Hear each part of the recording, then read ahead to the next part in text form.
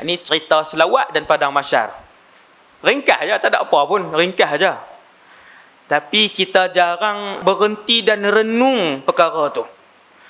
Kalau banyak berfikir, berhenti, renung dalam-dalam, tuan-tuan akan menginsafi keadaan itu. Sama macam fadilat selawat tadi, sallallahu alaihi wasallam. No, Allah tak sebut ganjaran apa dia, seperti mana hak solat duha, ganjaran tahajud, ganjaran 2 rakaat sebelum fajar, apa semua tu Allah Taala sebut. Tapi metang selawat, tuan-tuan kena renung dalam-dalam. Ganjaran dia ialah Allah sendiri berselawat kepadanya.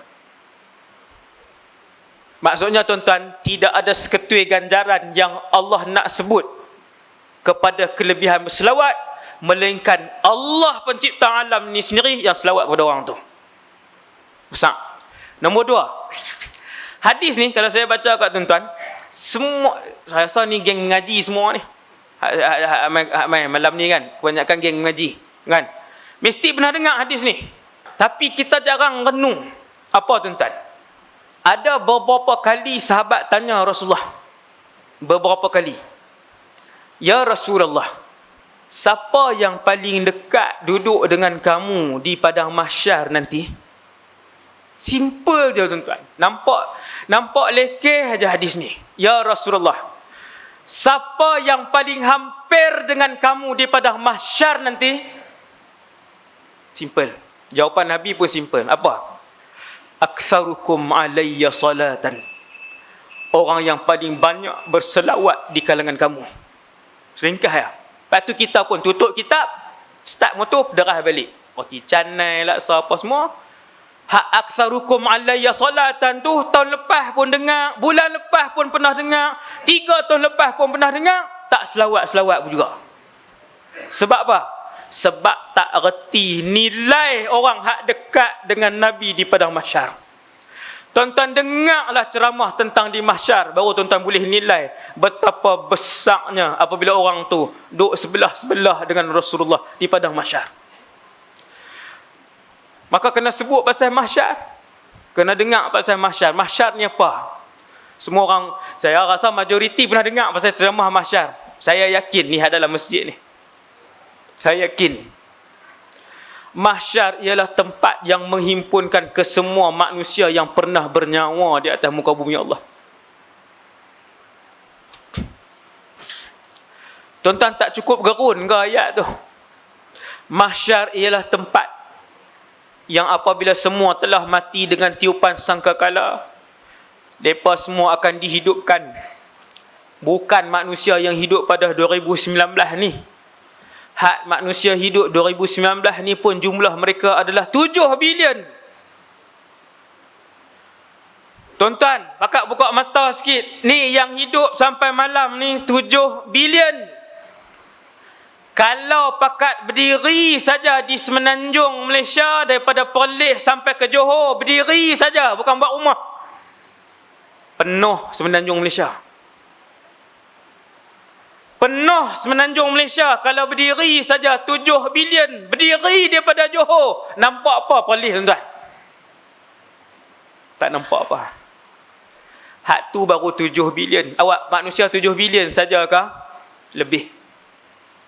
Subhanallah. Besar mana padang mahsyar Ustaz? Besar. Tuan-tuan yang dirahmati Allah, rupanya padang mahsyar ni bukan orang saja. Kita katalah orang 100 bilion. Luah yang amat. 100 bilion. Tuan-tuan nak nampak ke mak ayah tuan-tuan?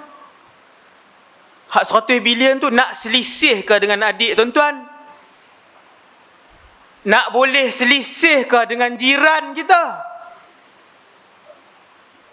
Lebih parah daripada tu, yang di padang mahsyar ini bukan saja manusia. Bila Allah sebut dalam Quran, wa idzal wuhushu husyirat, binatang pun Tuhan periduk balik, bagi nyawa balik, semua binatang berdiri, dikumpulkan di padang mahsyar. Ya ilaha illallah. Pikiak orang saja berdiri di padang mahsyar pun tak boleh pikiak lah. Ramai. Ustaz noh, kalau duduk tengah-tengah ustaz pakai mati macam tu, memang pun 100 bilion orang daripada zaman Nabi Adam sampai orang yang last sekali beranak sebab mak dia tengok hari kiamat, beranak anak tadi, last sekali dia yang beranak. 100 bilion tu kalau kita duduk tengah-tengah tu, diri saja pun mati. Diri saja. Tak suruh menyangkui lagi, berdiri lah. Tiba-tiba bila Nabi sebut satu rahsia besar, Nabi kata, sahabat tanya, ya Rasulullah, siapa hak boleh duduk dekat-dekat yang boleh tengok muka Nabi di mahsyar? Tak faham ayat tu. Tak boleh nak dalam lagi ayat tu. Bila sahabat tanya, ya Rasulullah, siapa yang paling hampir dengan kamu di mahsyar? Paling hampir bermaksud boleh tengok Nabi di mahsyar. Nabi pun sebut, aktsarukum alayya salatan, orang yang paling banyak berselawat di kalangan kamu kepada aku. Sallallahu alaihi wasallam. Selawat. Tahun lepas saya suruh belilah tasbih. Cuba pulang tunjuk ngak. Beli tasbih. Tak dalam kereta satu. Tak dalam poket satu. Atas meja pejabat satu. Kat kedai hak jual cendol, jual laksa kita duduk berniaga tu, sangkut satu. Orang tak ada, putang 100. Sallallahu alaihi wasallam. Takut terlupa, pasang radio hak selawat saja. Hak era FM tak payah pasang lah. Sinar Mutiara boleh tak? Rakam ni. Kena Mutiara pun kena putang selawat selalu. DJ hak rajin tekan untuk putang selawat, betapa banyak pahala dia. Bila orang tu dengar, niat ataupun tak niat, sengaja ataupun tak sengaja, ikut selawat yang diputarkan oleh DJ tu. Tuan-tuan bayang kalau seminit dia putang selawat, berapa ratus ribu orang selawat. Yang tu kalau DJ main ceramah lah. No? Kalau main rakam saja tak buat, tak jadi. DJ hak main ceramah hak reti. Subhanallah. 5 minit dia pasang dalam radio. Betapa senang untuk dia dapat pahala. Subhanallah. Tambah hak TV. Jutaan orang tengok TV. Pasang selawat 5 minit. Orang pakai ikut. Ratus juta orang selawat 5 minit tu. Selawat. Subhanallah. No? Ada kedai makan pasang selawat. Jangan pasang lagu, duk tanggung dosa.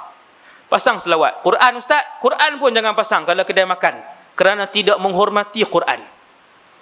Quran bila dipasang, wajib diam dan wajib hormat. Tak boleh kawan tu duk goreng, kawan ni duk ni, kawan duduk bersembang dalam kedai. Bukan adabnya. Ulama ajak. Ada kedai makan, pasang selawat. Ada kedai tayar, pasang selawat. Ada klinik, pasang selawat. Daripada duk luar, orang pakat duk main handphone, duk main Mobile Legend ni pertandingan pula. Hai, ustaz sampai tahu ada pertandingan. Saya keliling saya remaja, kan? Subhanallah. No, pasang selawat. Yang paling dekat dengan Nabi. Saya nak bagi tahu betapa ramai makhluk dengan Rasulullah di dengan betapa ramai makhluk di mahsyar. Di mana kedudukan kita? Kita duduk tang mana tuan? Orang ratus bilion, binatang tak ada angka. Tiada angka yang boleh disebut untuk menyebut berapa banyak binatang di mahsyar. Tak ada angka.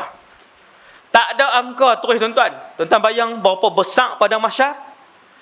Tu saya baru sebut dua tuan-tuan. Baru dua makhluk. Tuan-tuan tahu apa dia lagi makhluk yang ada di mahsyar? Jin kesemuanya.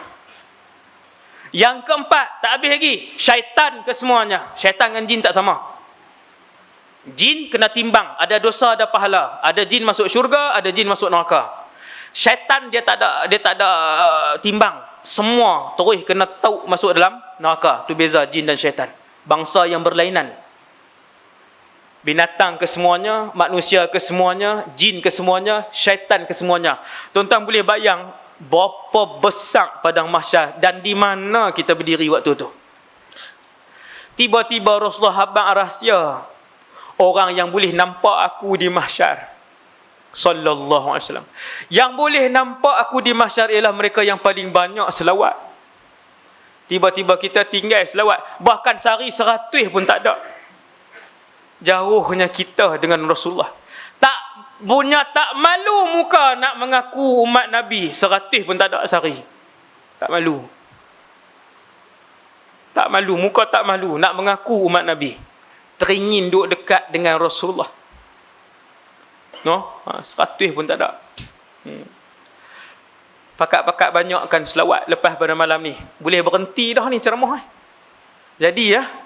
Kan, dapat maklumat tu, tuan-tuan pegang hak tu satu cukup lah. Sampai berjumpa pula.